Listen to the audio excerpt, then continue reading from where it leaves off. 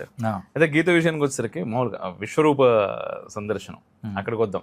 అక్కడికి వస్తే చాలా సందర్భాలు అంటే నేను చదివింది కూడా ఈ ఐన్స్టైన్ థియరీ, ఈ టైం దీనికి సంబంధించి అంటే అది ఇది దానికి అంటే లింకప్ చేసి మాట్లాడుతూ ఉంటాను. నేను చాలా ఆర్టికల్స్ కూడా చదివాను దానికి సంబంధించి. మంచి ప్రశ్న వేశారు. అయితే దీన్ని రెండుగా మనం మాట్లాడుకుందాం. ఫస్ట్ ఏంటంటే కర్మణ్యేవాధికారస్తే మా ఫలేషు కదాచన మా కర్మ ఫలహేతుర్భూహు మాతే సంగోస్వకర్మని అని చెప్పాడు. భగవద్గీతలో మొత్తం ఏం చెప్పాడంటే నువ్వు వర్క్ చెయ్యి కానీ దీన్ని రిజల్ట్ని ఆశించకని చెప్పాడు. అంటే మనకి ఎంత బేస్లెస్గా అనిపిస్తుంది తెలుసా భౌతిక ప్రపంచంలో. ఏంటి నేను పని చేస్తే నేను ఫలితం అడగొద్దా, ఇది ఎంత ఇల్లాజికల్ అనిపిస్తుంది కదా, అనిపిస్తుంది ఇల్లాజికల్ అనిపిస్తుంది. సో ఇప్పుడు ఒక ఎగ్జామ్ రాశాడు ఒక స్టూడెంట్, బాగా చదివాడు, ఆయన ఒక పంథాలో చదివాడు, కష్టపడ్డాడు, ఎగ్జామ్ రాశాడు. అసలు ఎగ్జామ్ రాస్తానికి ఆ రోజు పోతుంటే నీకు అపెండిసైటిస్ వచ్చింది, లేదా ఇంకేదో ప్రాబ్లం వచ్చింది, లేదా ఇంట్లో ఎవరో ఏదయ్యారు, లేకపోతే ఇంకేదైనా జరిగింది, నువ్వు పోలేకపోయావు. సో ఫలితం నీ చేతిలో ఉందా?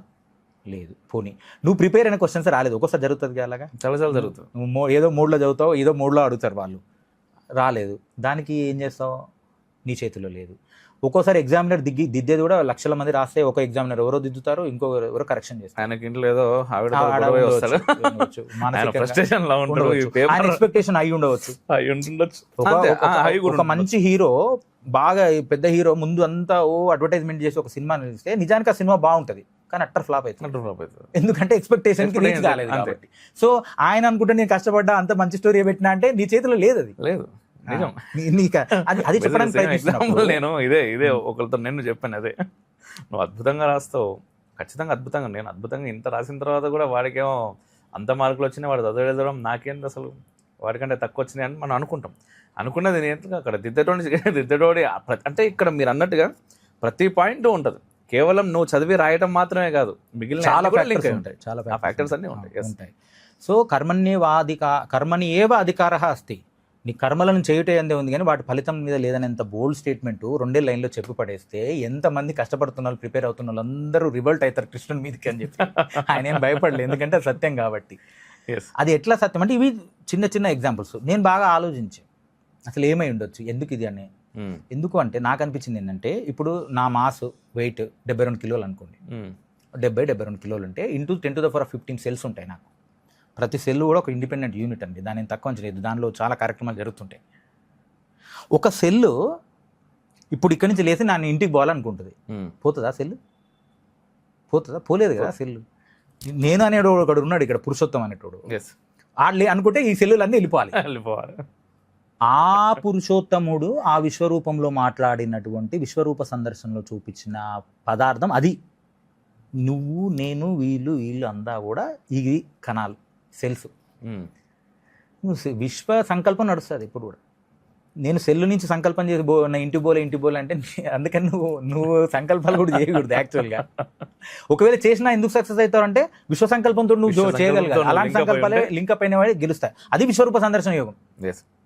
ఇండివిజువల్ సెల్ ఉండి నేను ఫ్రస్ట్రేట్ అవుతా, నేను డిప్రెస్ అవుతా, నేను అని అంటే కాదు. కాబట్టి నీ చేతిలో లేదు కాబట్టి అట్లా అని చెప్పి మళ్ళీ నువ్వు ఎంబడే నన్ను ఫినామినా సార్ నేను అట్లా చేయలేను కాబట్టి ఏం చేయను అని అంటావా? అసలు ఫస్ట్ ఆఫ్ ఆల్ నువ్వు చేయకుండా ఉండలేవు, ఎందుకంటే ఆకలి వస్తుంది, నిద్ర వస్తుంది, కర్మ అయితే నువ్వు వద్దన్నా చేయాల్సిందే. కాబట్టి విశ్వరూప అదొక ప్రిన్సిపల్. ఇంకా యాక్చువల్గా తత్వంలో కొంచెం మాట్లాడుకున్నట్టయితే మనం కృష్ణ వస్తువు అంటే కృష్ణ అనే దానికి ఒక బ్లాక్ బాడీ కింద మనం కృష్ణుని నల్లగానే చూపిస్తాం. నల్ల వస్తువు కాళీమాత నల్లగానే చూపిస్తాం. అంటే కాళీమాత ఈజ్ నథింగ్ బట్ కృష్ణుడు. రిఫరెన్స్ తీసుకున్నప్పుడు కాళీమాత కృష్ణుడు ఒకటే అవతారం కింద, సంకేతం కింద మనం తీసుకోవాల్సి వస్తుంది. అదే ఇప్పుడు మనం బ్లాక్ హోల్ థియరీ అని చెప్తున్నారు, డార్క్ మ్యాటర్ అని చెప్పేసి, డార్క్ మ్యాటర్ని మాయా అని కొన్ని పదాలు. అంటే దీని మీద మనం ఆలోచించినప్పుడు యాక్చువల్గా ఆటమ్ గురించి మనం చదివినప్పుడు న్యూక్లియస్ ఉంటుంది, ఎలక్ట్రాన్స్ ఉంటాయి. ఆ ఎలక్ట్రాన్స్ అన్నీ కూడా పైన తిరుగుతుంటాయి ఒక డిస్టెన్స్లో. యాక్చువల్గా దీని యొక్క మాస్ ఎంత ఉంటుంది అంటే దీంట్లో అసలు సాలిడ్ ఎంత ఉంటుంది అంటే 99.999% స్పేసే ఉంటుంది. అసలు హ్యూమన్ బాడీలో ఎంత ఉంటుంది? 71% వాటరేగా. మళ్ళీ ఎందుకు గట్టిగా ఉన్నాం మనం? సో ఈ ఎలక్ట్రాన్స్ ఏవైతే ఉన్నాయో అవి న్యూక్లియస్ ఒక పాజిటివ్ ఫోర్స్ అయితే ఎలక్ట్రాన్ ఒక రిపల్సివ్ ఫోర్స్ తోటి కేంద్రం నుంచి బయటికి తిరుగుతూ ఉంటాయి ఒక కక్షలో, ఆ ఫోర్స్ మెయింటైన్ చేయడానికి. అయితే ఎప్పుడైతే ఈ స్పేస్ ఒకదాని మధ్యలో 99.99% ఒక ఇంట్రెస్ట్ ఫైండింగ్ ఏంటంటే ఆ స్పేస్ని కనుక మనం తీసేసాం అనుకోండి, somehow if you can take out that space from the all atoms in the universe, ఈ earth will shrink to the size of a football stadium. 160 square కిలోమీటర్లు అంటే ఫుట్బాల్ స్టేడియం అంత రౌండ్గా మారిపోతుంది. ఇప్పుడు ఒక గోడ దగ్గరికి నేను వెళ్ళినా లేదా ఆ టేబుల్ మీద ఒక చెయ్యి పెట్టినా కూడా టేబుల్కి చెయ్యికి మధ్యలో ఆ రెసిస్టెన్స్ ఫీల్ అవుతున్నాం అంటే ఇక్కడ చేతిలో ఉన్న ఇక్కడ స్పేస్ అయ్యా 99.9%, అక్కడ స్పేస్ అయ్యా 99.9%. మరి ఎందుకు దాంట్లోకి చేయబోతలేదు? ఆ రిపల్సివ్ ఫోర్స్తో ఎలక్ట్రాన్స్ ఉంది కదా, ఇక్కడ నీ చేతిలోని ఎలక్ట్రాన్స్ రిపల్సివ్ ఫోర్స్తో కేంద్రకం నుంచి దూరంగా వస్తున్నాయి. అవి నీ ఇంటికి దాన్ని మెయింటైన్ చేస్తూ ఆ సాలిడ్ ఫీలింగ్ని ఇస్తున్నాయి. ఇప్పుడు మన గాలిని గట్టిగా ప్రెజర్ పెట్టి ఒక థిక్ దాంట్లో పెట్టి గాలిని బాగా పంపు చేసి దాంతో కొట్టినాం అనుకో, ఆ గాలి will behave like a solid కదా.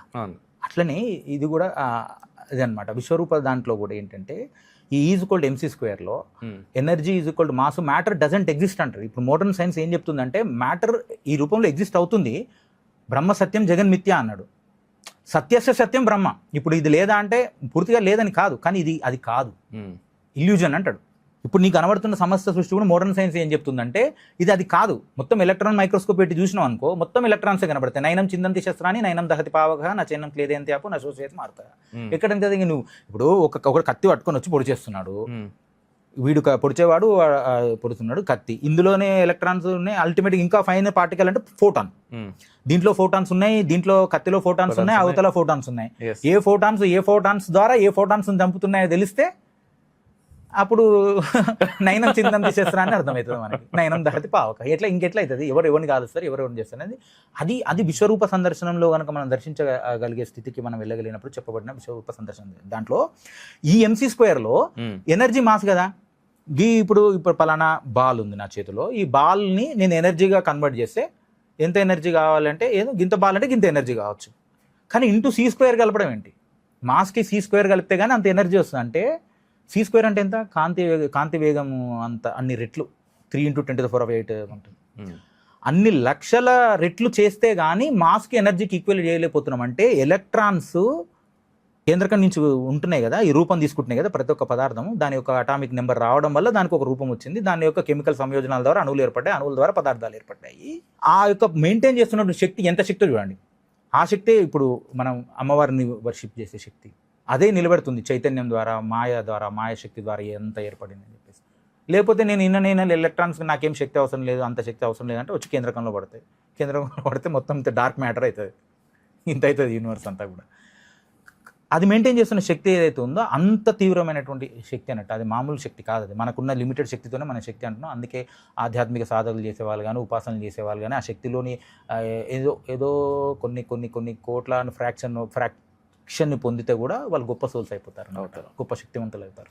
నీళ్ళ మీద నడుస్తుంటారు, లేకపోతే వస్తువులు సృష్టిస్తుంటారు.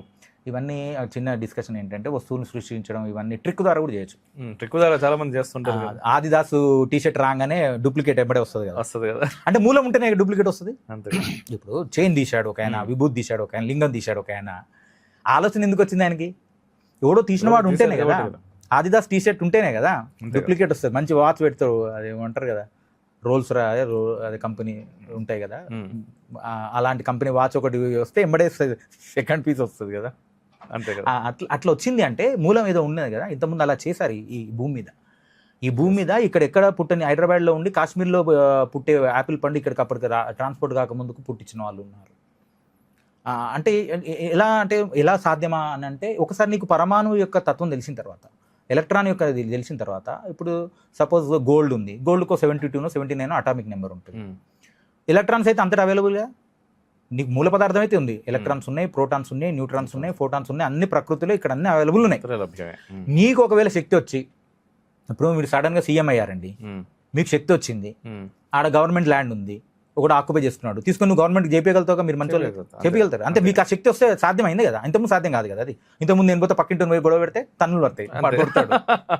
అంతే కదా. కానీ మీరు ఒకసారి ఆ పవర్లోకి వచ్చినప్పుడు మీకు అది సాధ్యమైంది కదా. అలానే ఈ ఎలక్ట్రాన్స్ని, న్యూట్రాన్స్ని, ప్రోటాన్స్ని ఏమైనా షఫిల్ చేసే శక్తి మీకు వచ్చింది అనుకోండి, మీరు ఆరంని సంకల్పం చేస్తే ఈ 79లో కూర్చోండి, ఎలక్ట్రాన్స్ పదార్థాన్ని సృష్టించే వాళ్ళు ఉన్నారు. ఆ శక్తి పాసిబుల్ అవుతుంది అంటున్నా. అది విశ్వశక్తి, అది విశ్వరూప సందర్శనం అంటే అది. ఆ విధంలో అర్థం చేసుకున్నప్పుడు మన కర్మణ్యవాధికారస్తే ఎందుకు చెప్పిండో, కర్మఫల త్యాగం ఎందుకు చేయాలో, నిష్కామ కర్మ అన్న ముందు చెప్తే మొదలు పెట్టక ముందుకు సంకల్పంలో నాకే కోరికలు లేవంటే ముందు చెప్తే నిష్కామ కర్మ. ఇక పని చేసేసినావు కానీ మళ్ళీ ఫలితాల దగ్గర ఆశించకుండా ఉండరా పోయి, ముందే సంకల్పం చేసుకోలేదు కానీ కనీసం పని చేసిన తర్వాత నన్న కర్మఫలం నిష్కామ లేదా కర్మఫలం త్యాగం, ఈ రెండే. త్యాగి అంటే శ్రీరామకృష్ణ చెప్తారు, త్యాగి అంటే ఊకే త్యాగి అంటే గీత అవుతా అంట. గీతలో మొత్తం చెప్పింది త్యాగమే అంటాడు. ఎందుకు త్యాగం అంటే మొయ్యకరా బాయ్, నువ్వు ఎందుకు మోస్తున్నావు అంటే ఉద్ధరేతాత్మనాత్మానం అని చెప్పిన క్లైబ్యం ఆస్మగమ పార్త ఉత్తిష్ట పరంతప అని చెప్పినాడు కృష్ణుడే. భ్రామయన్ సర్వభూతాన్ని యంత్రారూఢాన్ని మాయయాన్ ఈశ్వర సర్వభూతానాం హృద్దేశే అర్జున తిష్టతి భ్రామయన్ సర్వభూతాన్ని యంత్రారూఢాన్ని మాయయా అని 18వ అధ్యాయంలో లాస్ట్లో ఒక శ్లోకం చెప్తాడు. మీరు గమనించండి, ఇప్పుడు విద్యార్థి స్థితిని బట్టి నువ్వు ట్రీట్మెంట్ చేయాలి. ఇప్పుడు నీ దగ్గర పేషెంట్ వచ్చాడు, పేషెంట్ ఉన్న స్థితిని బట్టి నువ్వు ట్రీట్మెంట్ చేయాలి. సో సడన్గా మొత్తం బీపీ లేకుండా వచ్చిన పట్టుకొని నువ్వు ఫుడ్ ఇలా తినాలి అలా తినాలని చెప్తే బీపీ లేదు, ఫస్ట్ ఏదైనా ఫ్లూయిడ్స్ పెట్టు, వానికి ఏదైనా బ్లడ్ ఇవ్వు, ఫాస్ట్గా ట్రీట్మెంట్ చేయి. పూర్తి శరణాగతులు వచ్చినవాడు నువ్వు ఇప్పుడు కూర్చోబెట్టి క్లాస్ బిక్తా అంటే ఎట్లా? అది ప్రాపర్ ట్రీట్మెంట్ కాదు. సో అర్జునునికి అక్కడ చెప్పిన ట్రీట్మెంట్కి లాస్ట్కి అన్నీ విన్నాక ఇన్ని 700 శ్లోకాలు, ఈ స్క్రిప్చర్స్, ఈ వేదాలు, ఇంత మాయలో ఒక భాగమైనటువంటి నేను సడన్గా ఒక్కోసారి అనిపిస్తుంది ఇది మనం చేయగలుగుతామా, చేయలేమని డిప్రెషన్లో కనుక పోతే లాస్ట్కి ఏమంటాడంటే ఇదే విశ్వరూప సందర్శనం ఏమంటే నువ్వు చంపుతున్న వాళ్ళు ఓడు లేడు అర్జున, నేను అందరినీ చంపేసిన అని చెప్పేది ఏదైతే ఉందో, నువ్వేం చేయట్లేవు బాబు, నేను జీవులందరినీ హృదయాల్లో కూర్చొని జంత్రగాడు బొమ్మలను తిప్పినట్టుగా రంగుల రాట్నంలో తిప్పినట్టుగా నేను తిప్పుతున్నా అని అంటాడు. ఇంత ఈజీ కదా, ఇక ఇంత ఈజీగా చెప్తున్నాడు కదా. అంటే ఒకవేళ నేను ఇది ఉద్ధరేతాత్మనాత్మానం చేయలేకపోతున్నా, లేకపోతే క్లైబ్యం ఆత్మగమ చేయలేకపోతున్నా, ఇది ఒక్కోసారి ఎవరికైనా అనిపిస్తుంది కదా, ఎంత గొప్ప వాళ్ళకైనా ఒక్కోసారి నిరాశ పడిపోతారు, నీరసం. అప్పుడు ఎంత రిలాక్సేషన్ అండి మైండ్కి, వదిలేయమంటుంది కదా మొత్తం.